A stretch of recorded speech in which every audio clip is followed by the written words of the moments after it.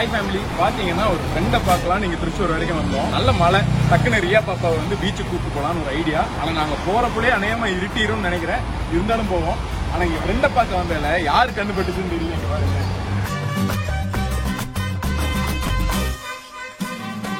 மனசெல்லாம் வலிக்குதுங்க.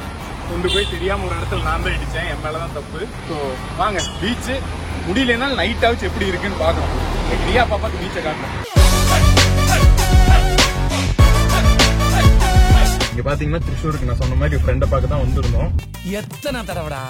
சரி, ஜூவும் அப்படியே பாத்திரலாம். ரியாக்கு வந்து கூலி சிங்கத்தெல்லாம் மறுபடியும் பார்க்கணும்னா, அதனால அதையும் அப்படியே காட்டணும். நம்ம இதுல சேனல்ல ஆல்ரெடி அதை பத்தின வீடியோ போட்டிருப்பேன். அதோட லிங்கை வந்து நான் கமெண்ட்ஸ்ல கொடுக்குறேன். யாராச்சும் பார்க்கலன்னா பாத்துக்கோங்க. இப்போ வந்து பீச்சுக்கு போயிடலாம்.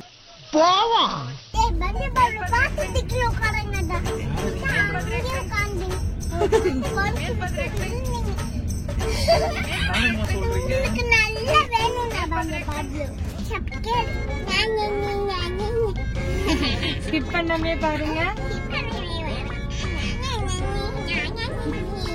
பீச்சுக்கு போலாம் சொல்லி கூப்பிடு. பீச் என்னெல்லாம் இருக்கும்? அப்படி எல்லாம் காட்டணும். என்ன இருக்கும்னா பீச்ல என்ன இருக்கும்? தண்ணி. ஆமா, மத்த பீச்ல எல்லாம் வெறும் இது இருக்கு பாரு. ஜோக் ஜோக் இல்ல இல்லையா? மத்த பீச்ல எல்லாம் என்ன இருக்கும்? மீன் இருக்கும்.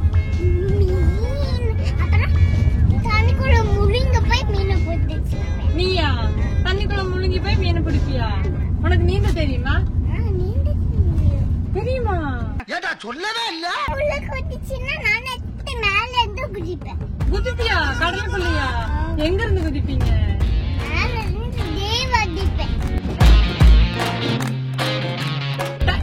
படிக்க தெரியுமா உனக்கு? அப்புறம் வேற என்னெல்லாம் தெரியும் உனக்கு? எப்படி நீந்துவாங்க சொல்லி காமிங்க.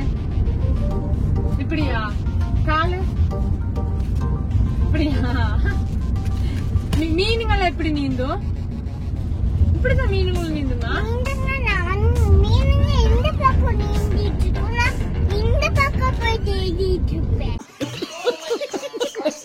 அப்படியா? அப்ப மீனுங்க வந்து கடிச்சு என்ன பண்ணுவேன்?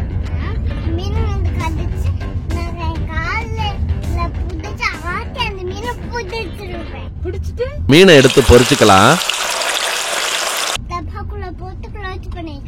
டப்பாக்குள்ளையா? ஏமா?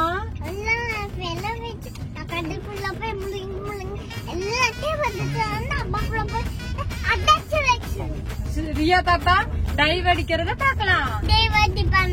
அப்படியா?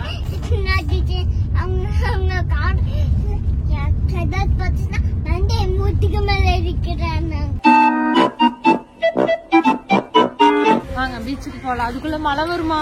சவுண்ட பேசுங்க. வராதா? சரி வாங்க பீச்சுக்கு போலாம். அப்பா எங்க அப்பா கூப்பிடுங்க. ஸோ பாத்தீங்கன்னா நம்ம காரை வந்து போட்டோம். இங்க இருந்து ஒரு 100 மீட்டர் தான் பீச்சு.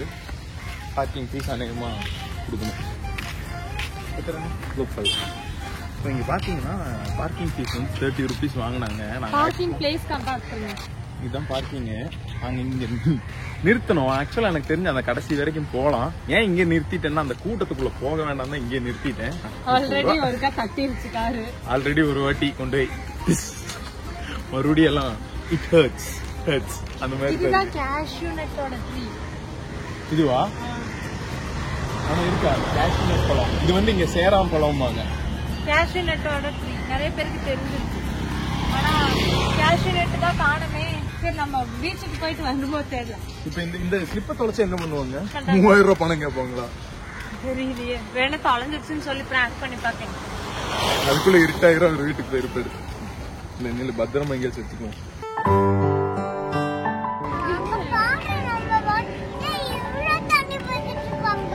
இவ்வளவு தண்ணி போயிட்டு இருக்காமா?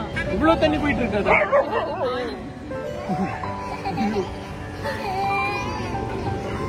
அங்க பாருங்க எவ்வளவு கீழே. அங்க போயிருப்பா.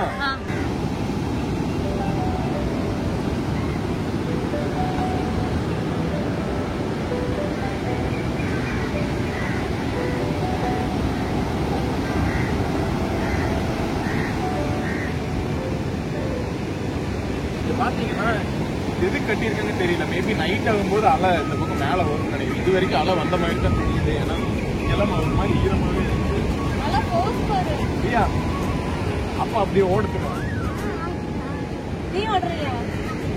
சரி வாங்க போல இறங்குங்க. ஓடு ஓடு. வாங்க. அப்ப நீ போனா பிரச்சனை இல்லை, அப்பா போனா ஓகேவா?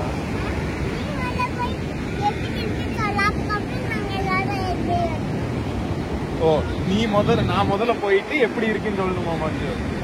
அது சொல்றதுக்கு நான் இருக்கணும்ல, நான் போறதோட அப்படியே போயிருவேன். அப்பா என்ன மரியானா இருந்து ஆப்பிரிக்கால வரக்கு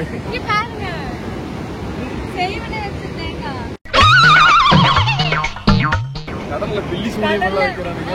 அடுத்த சுனாமிக்கு ஏதோ பிளான் பண்றானுங்களா? சந்தன குங்குமம் வச்சு தேங்காய உடைக்க தானே செய்வாங்க, கடல்ல எறியறாங்க. கடல் உடையணும். அவன சொல்லி நிறுத்துங்களேன்டா. யாருக்காவது தெரிஞ்சா கமெண்ட் பண்ணுங்க. தேங்காய எதுக்கு சந்தன குங்குமம் தேய்ச்சி கடல்ல எறிவாங்க? திருப்பி வரும். அதுக்கே சந்தன குங்குமம் தேய்க்கணும். ஆனா எனக்கு ஒரு சந்தேகம் என்னன்னா, இவ்வளோ தண்ணியில இருந்துமே எப்படி சந்தனம் அழியாம இருக்கு? சந்தன குங்குமம் எதுவுமே அழியுது பாரு. ஏன் தங்க அந்த சந்தன குங்குமம் அழியவே இல்ல? நீ அதை சொல்லு. நீங்க ஏன் அந்த தேங்காய் சந்தன குங்குமம் அழியலன்னு சொல்லுங்க.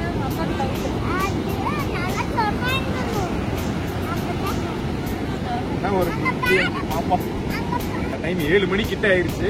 அநேகமா இந்த டைம் இருட்டாயிருக்கணும், என்னன்னு தெரியல. ஏதோ புண்ணியம் இருட்டாகல, அப்படியே வீடியோக்கு ஏற்ற மாதிரி லைட்டிங் இருக்குது. மழை ஆக்சுவலா இல்ல, மழை இருந்திருந்தா தண்ணி வந்து உங்களுக்கு அது வரைக்கும் இருக்கும், தண்ணி கடை வரைக்கும் இருக்கும். ஸோ இப்போ மழையும் இல்லாதனால நம்ம இங்க நின்று பார்த்துட்டு இருக்கோம். பரவாயில்லைங்க.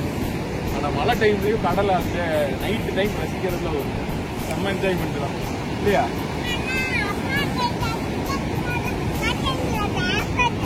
அப்படியா? கடலை வேணுமா? கடலை பீச்சுக்கு வந்து கடலை வச்சு கடலை வாங்காம போக கூடாதுன்னு பாரு. பீச்சுக்கு வந்து அஞ்சு பீச்சுக்கு வந்து கடலை கடலை கடலை வேணுமா?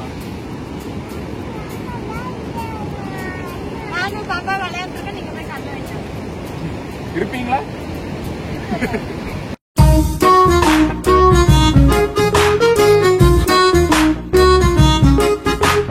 யூஸ்வலா கடல் பார்த்தோன்னே குதிக்கணும் இறங்கணும் தான் தோணுது. ஆனா மாத்திரக்கு ஒரு ட்ரெஸ் கூட இல்லை. எந்த ட்ரெஸ் இல்லாதனால அப்படி அழகு மட்டும் ரசிச்சுட்டு போயிடுவோம். அழகோட சேர்த்து கடலையோட ரசிச்சுட்டு போயிடுவோம். ஒரு கடலை பேக்கெட் வந்து 20 ரூபா. நம்ம வந்து 2 கடலை பேக்கெட் வாங்குறோம். ஃபுட் ரிவ்யூ பண்றோம். என்ன சொல்லுங்க, அந்த பீச்சில் நின்று கடலை சாப்பிடுற சுகம் இருக்கு. பிடிச்சு பாரு. சூடா என்ன ஓவன்ல வச்சிருந்தாரா? அதான் அந்த மணல் போட்டு தானே வளர்க்குறாரு. ஆமா, அதான் இந்த மணல் தான். இதான் நம்ம வீட்டில் நடக்கிற இதே மணல் தான். இதெல்லாம் பார்த்து என்ன கடலை பைக்க இங்க விளையுது, மண்ணு கடியில். இது வந்து ஆக்சுவலா நம்ம இருக்கிற பீச் பேர் வந்து நான் சொல்லவே கிடையாது. நம்ம இருக்கிற பீச்சோட பேர் வந்து மேகதீர பீச்.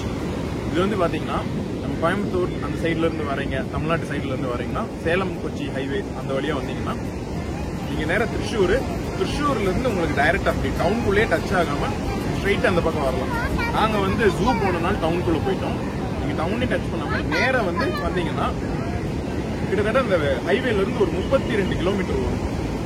உள்ள வந்தீங்கன்னா இதுதான் ஸ்பாட்டு. அங்க தெரியுது பாத்தீங்களா, அதுதான் சில்ட்ரன்ஸ் பார்க்கு. இப்ப அடுத்தது வந்து சில்ட்ரன்ஸ் பார்க் தான் போறோம். என்ன இருக்குன்னு பார்க்க ஒன்றும் இல்லைங்க. நார்மலா ஒரு 4 டேபிள் இருக்கும். அங்கிருந்து பார்க்க ஒரு நல்ல வியூ இருக்கும்.